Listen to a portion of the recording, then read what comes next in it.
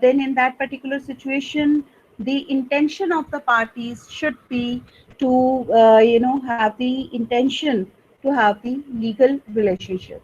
So another essential which we say as per the enforceability by law is the offer and acceptance. When we talk about the offer and acceptance, so in that particular situation, this offer and acceptance needs to be the valid offer and valid acceptance.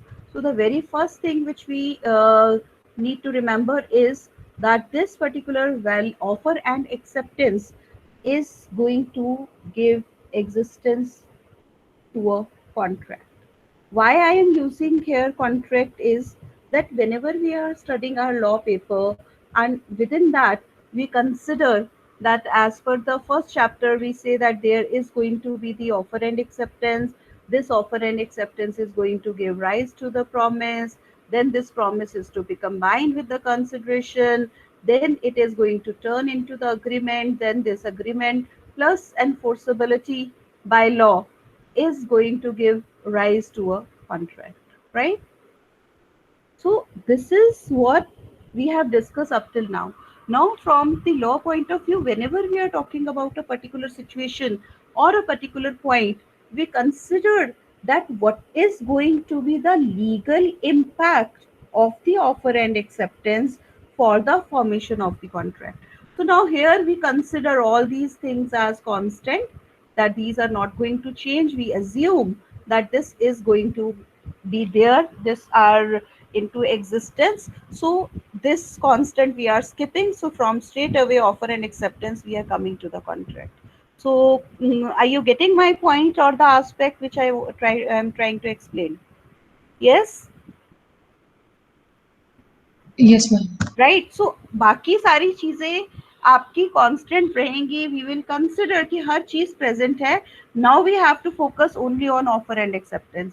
Similarly, when we'll go to the other essential, we'll focus on that requirement, understanding the requirement of that essential, keeping all the other essentials are present in this, right? So when we talk about offer and acceptance, we have to understand that what do we mean by a valid offer as per the Indian Contract Act?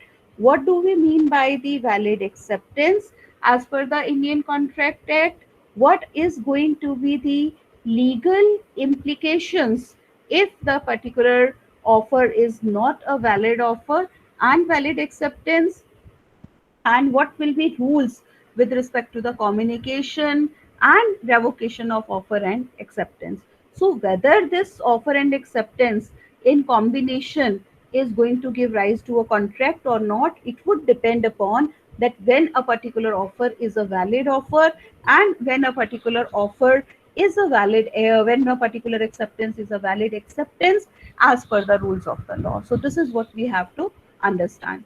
So now we have to understand the definition of offer. So when we say meaning of offer says, as per section 2 subsection A, what one person signifies to another his willingness to do or abstain from doing anything with a view to obtain the assent of that other to such act or abstinence he is said to have made a proposal. So here the word should be when, right? So in this particular case, what happens that in a situation when a person is signifying to another his willingness, so it means पहला essential हो गया that whenever we are making the offer, we are making to another person. तो agreement में भी हमने discuss किया था that we need to plurality of person, we need two or more person for the formation of the agreement. So it means that when one person is showing his willingness, तो एक तो आपकी willingness होनी चाहिए किसी काम को करने के लिए, सेकंड उस विलिंगनेस का एक्सप्रेशन होना चाहिए, और किस चीज के लिए, टू डू और abstain from doing.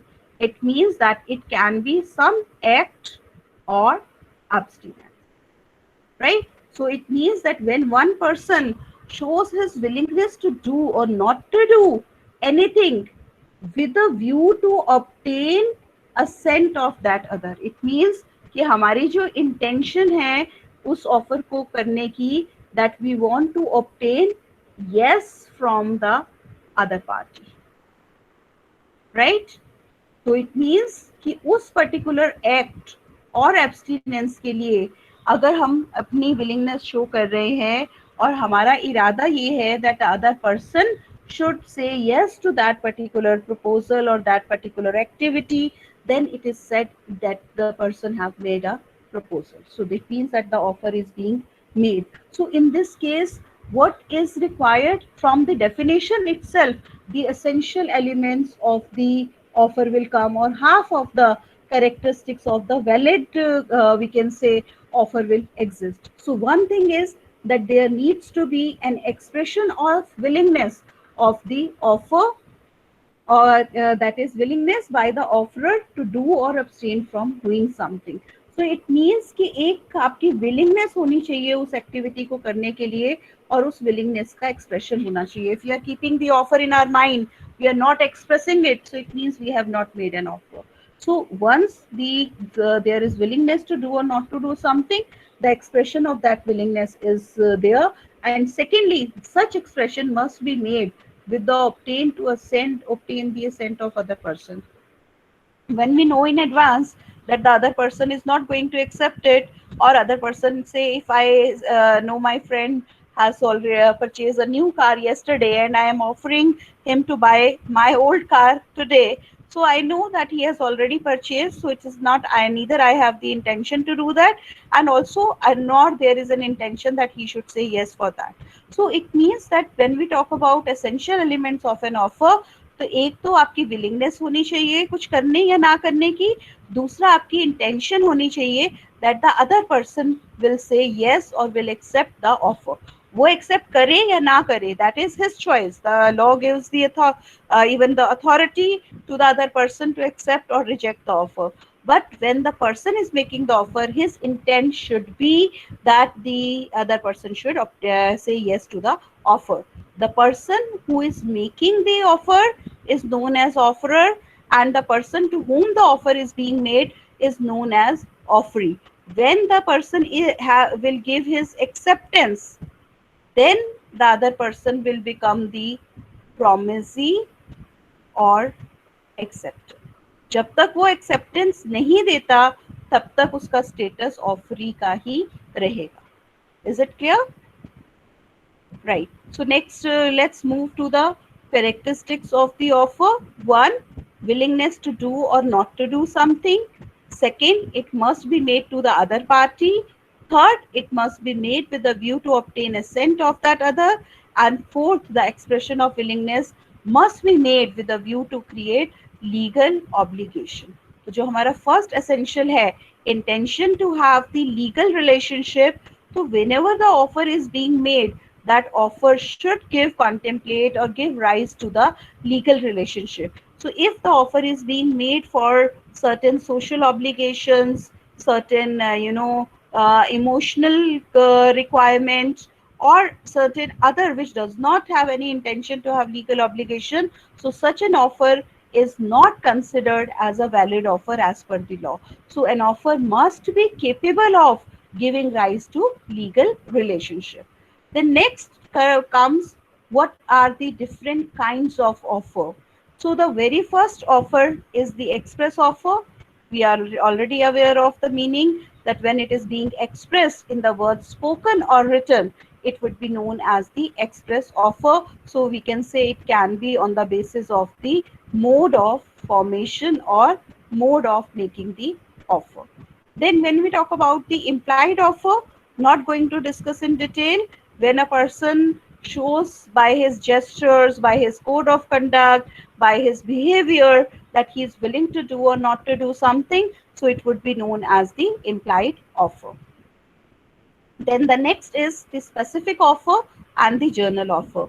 When we talk about the specific offer, so when there is a particular offer which is being made for a specific person, which is made to a particular person, which is for the particular kind of person, it would be known as the specific offer.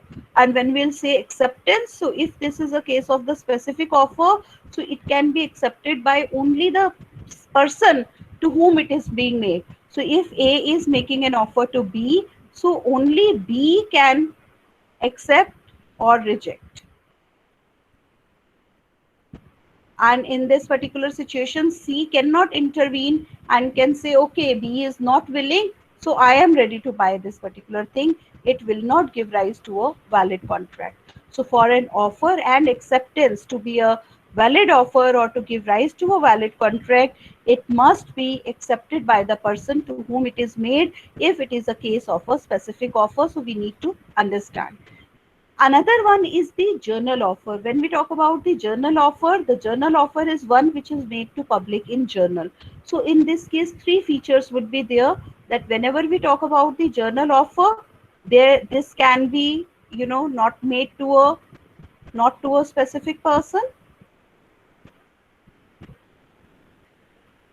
right? There can be n number of contracts depending upon how many offers are there. For example, there is an offer that there is going to be the three prizes for the winners, first, second, third position.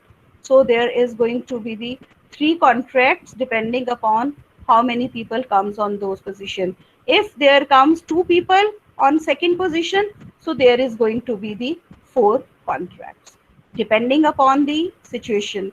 Or if this is a journal offer where there is no three prizes, but there are no specific lucky draws, but it depends upon the number of people fulfilling the conditions for the same. So in that particular situation, there can be n number of contracts depending upon how many people have accepted these particular offer by fulfilling the requirements. So here we are also going to discuss a case law, that is Carlyle versus Carbolic Smoke Ball Company case. Carbolic Smoke Ball Company case. It is a journal offer. So we'll be discussing it at later stage when we'll discuss about the acceptance as well, and acceptance of the journal offer. Or in between the rules, if you say, I can just open the Photoshop and I can discuss the case law right away. Yes.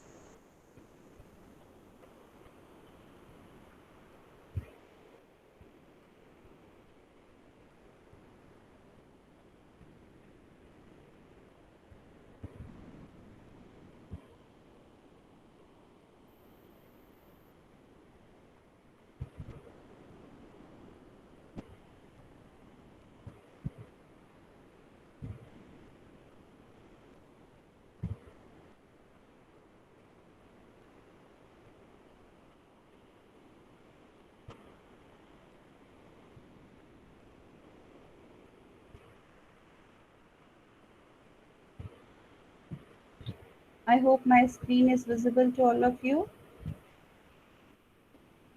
Yes, ma'am. Yes, ma'am.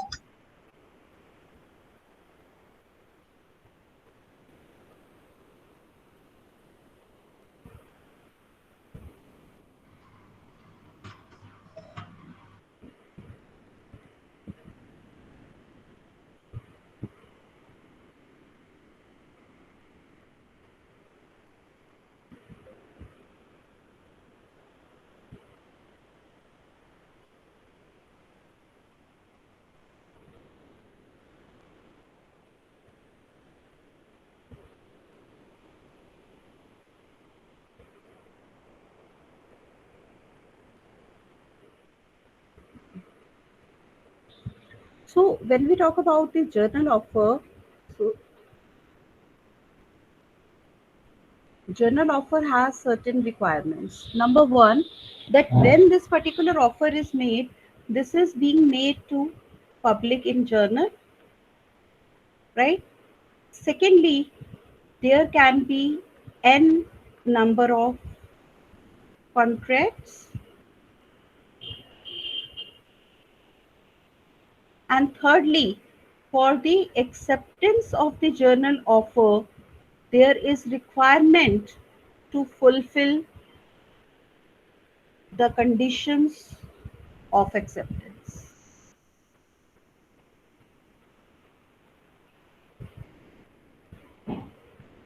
So here, when we talk about the Carlyle versus Carbolic Smoke Ball Company, so as we have already discussed that for every case, we need three things. One is the facts of the case, which we generally call as a storyline. Secondly, we talk about the provisions which are applicable to a particular case law. And thirdly is the judgment, or we call it as a decision with respect to the case law, which applies to other cases as per the situation as well. So now when we talk about this particular case, Carlyle versus Carbolic Smoke Ball Company, so in this particular case, if we talk about the story line, so in this case, what happened that the smoke ball company was a pharmaceutical company which has advertised in the newspaper that if the particular the new product launched by them, which is known as the smoke balls, if a person consume this particular product as per the directions given, and after consumption as per the directions given, the person, if the person is caught by influenza, then in that particular case the person will be rewarded as the 30 pounds as a reward for accepting the challenge. So in this particular situation, what happened that there must have been possibility that n number have read the newspaper, read the advertisement, right? And out of the n, say hypothetically we take 1000 people. Out of 1000 people, only 50 people have purchased the smoke ball, right? Again, it is not enough. Then out of the 50 people, only 20 people have consumed as per the directions. This I am taking a hypothetical figure just to explain you the case, right? And out of the 20 people, only 5 people were caught by influenza. And out of 5, only one have filed a case against the company to claim the reward. So say we consider that Mrs. Carler was that one person who has filed a case to claim the reward. Now, in this case, what we understand from here is number one, that whenever we talk about a journal offer, so there can be n number of contracts. So the 20 people, those who have consumed it as per the prescribed direction, will enter into the contract. So there are going to be the 20 contracts as per this hypothetical example. The people, those who have read the advertisement, there is no 1000 contracts, because for the acceptance of the journal offer, you need to fulfill the conditions of acceptance. And here, this advertisement condition, what it says, that if someone purchase the smoke balls and after the purchase there is consumption as per the directions, and after the consumption there is the result is still that the person is not saved from influenza, but the person is caught by influenza. So these three condition number one, the purchase; second, consumption as per the direction; and caught by influenza, these three conditions must be fulfilled. So then only there is going to be a contract. And when we talk about the term contract, we say term contract means that there is a legal obligation to perform. The legal obligation to perform means that if the company has promised that there is going to be the reward in case these three conditions are fulfilled, then Mrs. Carler was given a grant or given the decision in the favor, and she was entitled for the reward. And even the remaining 4 people, those might have filed a case later on after Mrs. Carlin has won the reward.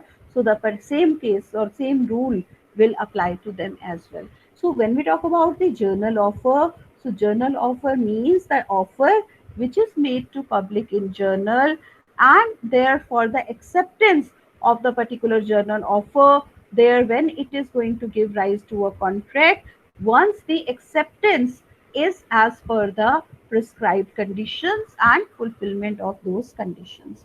So I hope the concept of journal offer is clear to all of you. Yes?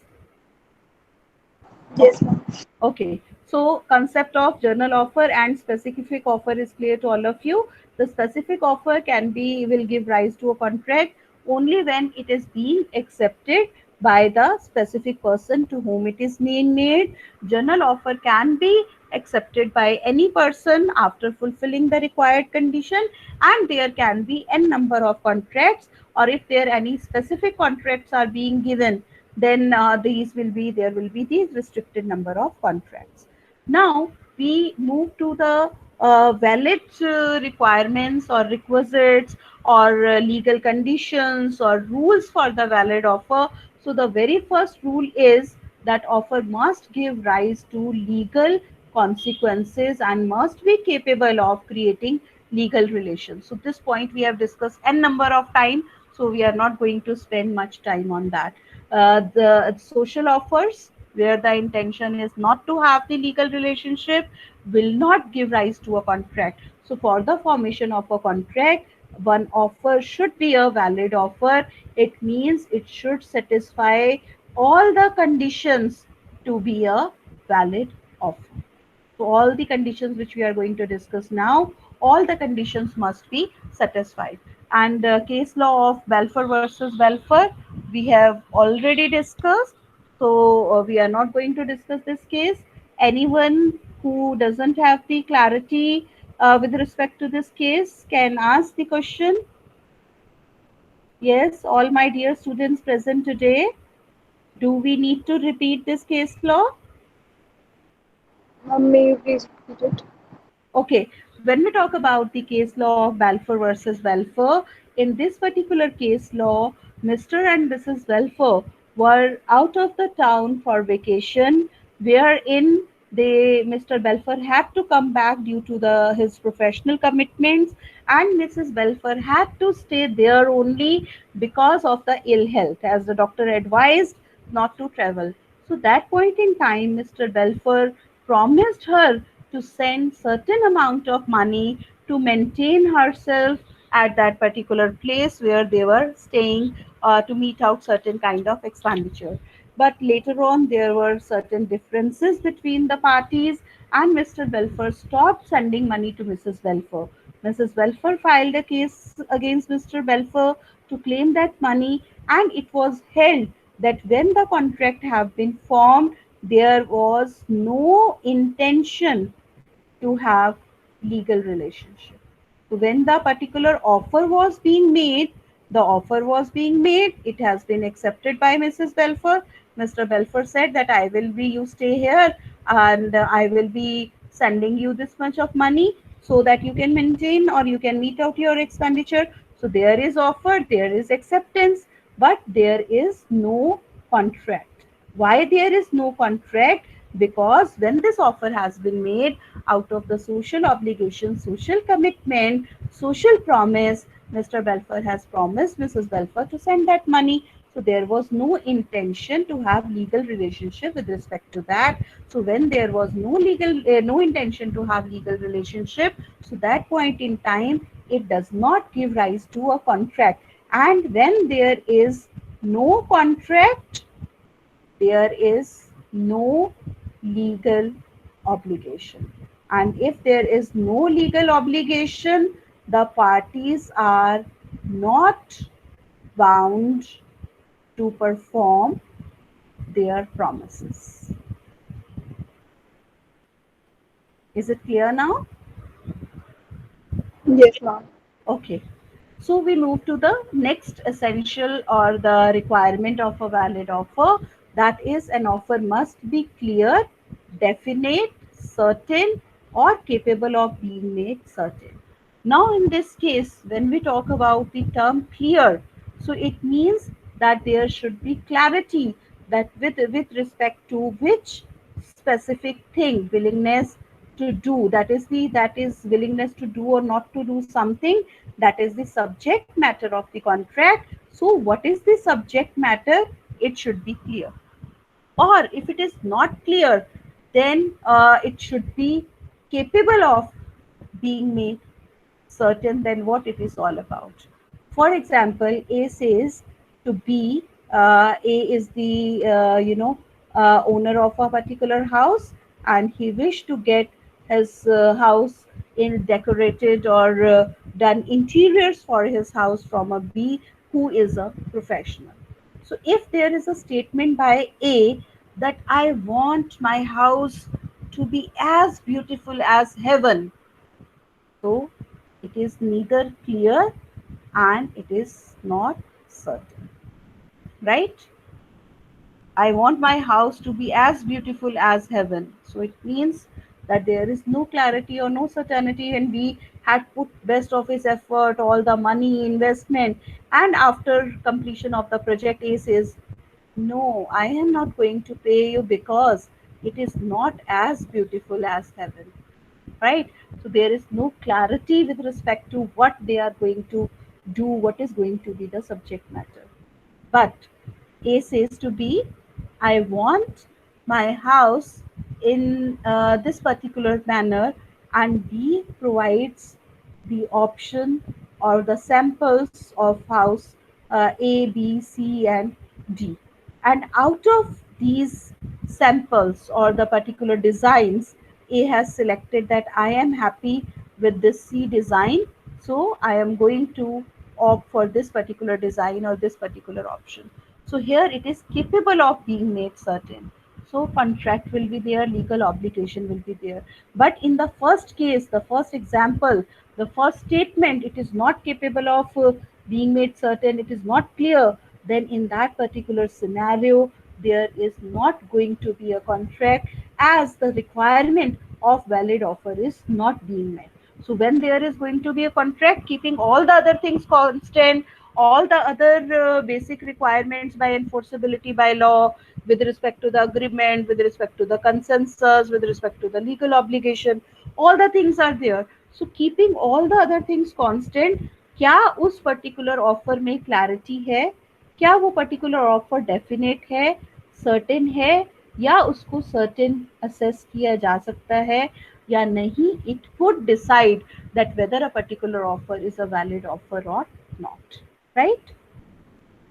Then next one is that an offer must be distinguished from a mere declaration of intention. So when we say willingness to do or not to do something, it means that there is that you are ready, you are willing to do, or you are willing to fulfill that subject matter.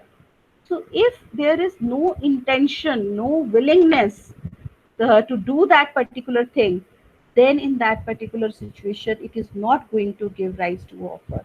So when we say mere declaration of intention, it means that offer will be made. You have not made the offer, that is, the offer will be made at some future time.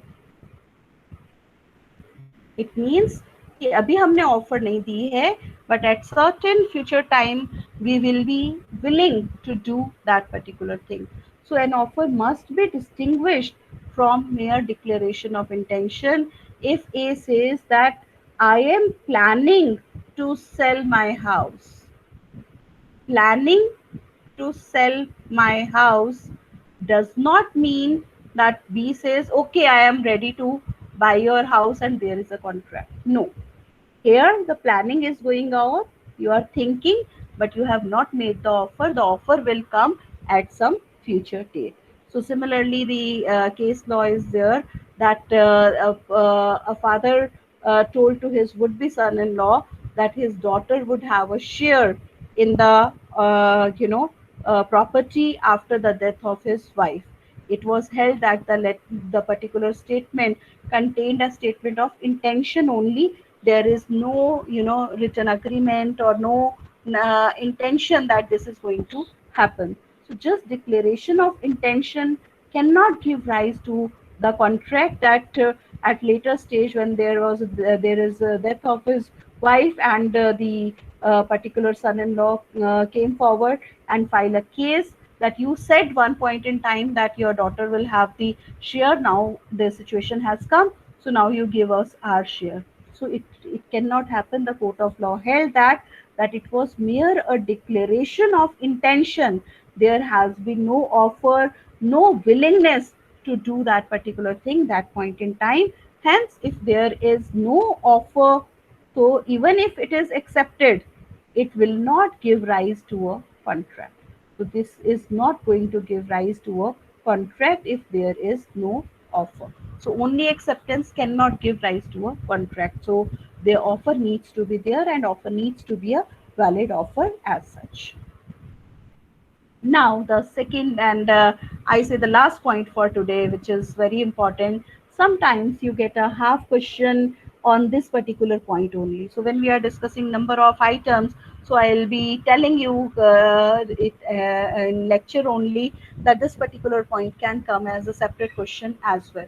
So when we talk about the an offer is distinguished or different from invitation to offer, so now it means that there is going to be invitation by a party and the other person is going to make the offer, and then the acceptance will be there. So acceptance can be by the same party who is inviting for the offer, or can be by a different party. So in this particular case, what happens that you are not making an offer, you are inviting others to make an offer. For example, you visit to a particular shop and the goods are displayed. So goods are displayed and you have selected a particular item or particular article. What you say to the seller or to the shopkeeper? You use the word, I want to buy this article.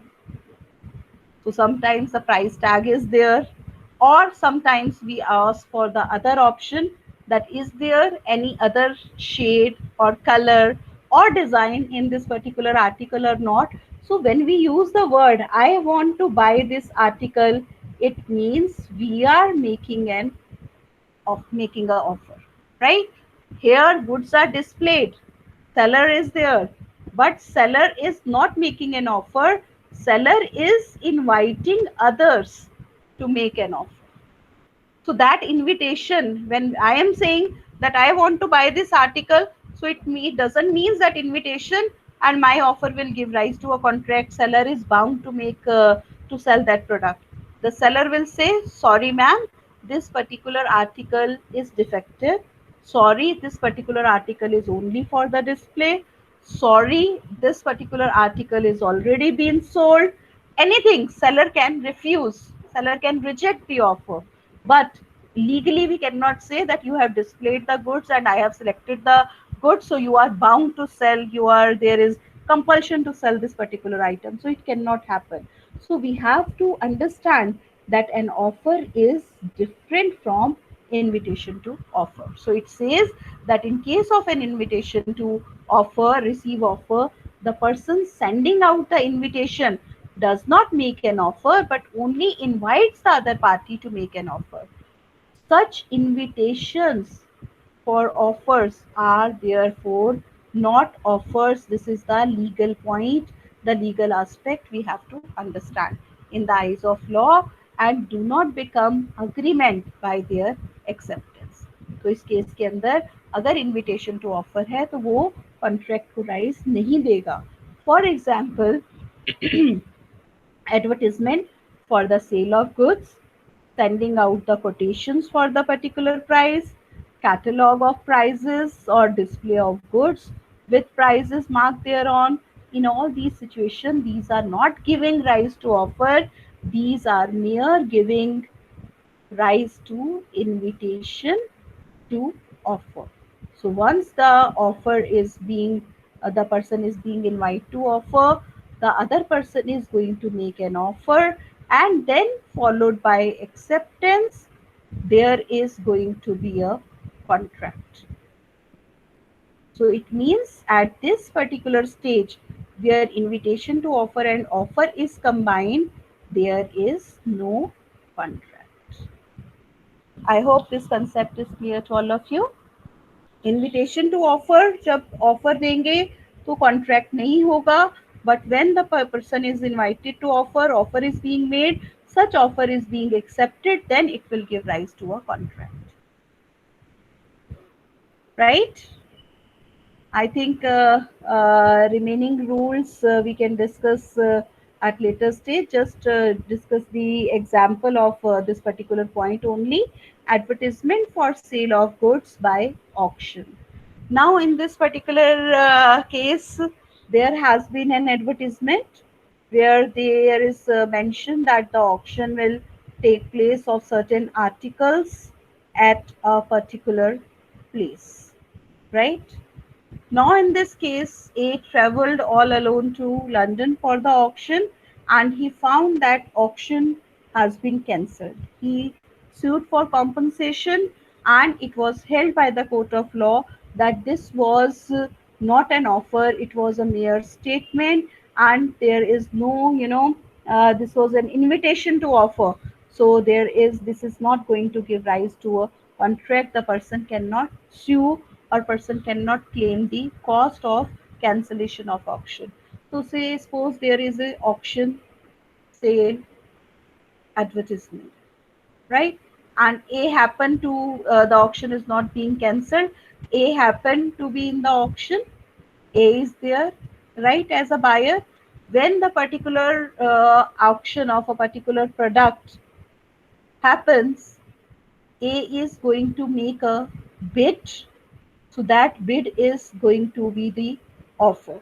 So if there is no other higher bid, so then if there is the three hammer strokes on the A's bid, so it means that there is acceptance of that particular offer, and this particular acceptance is known as the implied acceptance. Hence, it is going to give rise to a contract, right? So it is a case of invitation of offer, and just by accepting the invitation does not give rise to the contract. So that's why A, if he has filed for the compensation, so he did not get the compensation on the ground that invitation to offer does not give rise to a contract. Acceptance of invitation to offer does not give rise to a contract.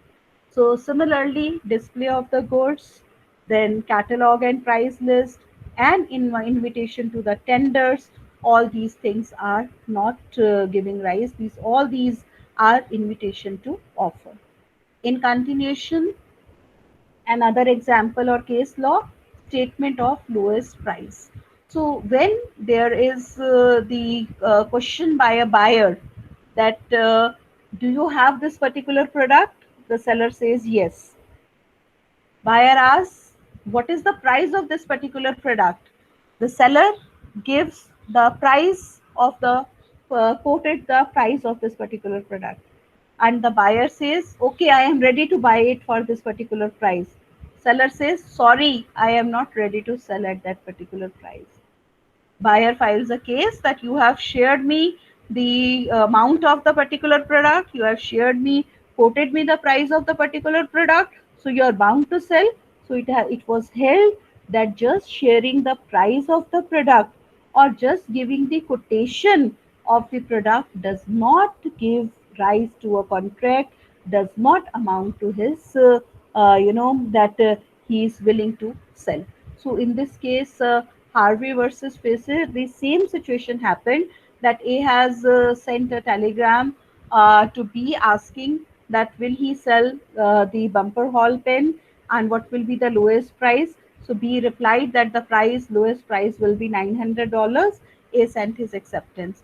It does not generate a contract because the first answer, that will he sell that item or not, remained unanswered. So it means that there is no contract as such, it is not accepted. Similarly, the other case law is there, so we can same performance will not be there because the acceptance of the ready to accept the higher price if reasonable is there. So it means just discussion about the price is happening. There is no intention to sell or to have the particular product. I think the this further points we are going to discuss it in the next class. Any questions now related to the points which we have discussed till now? So you can ask your queries and then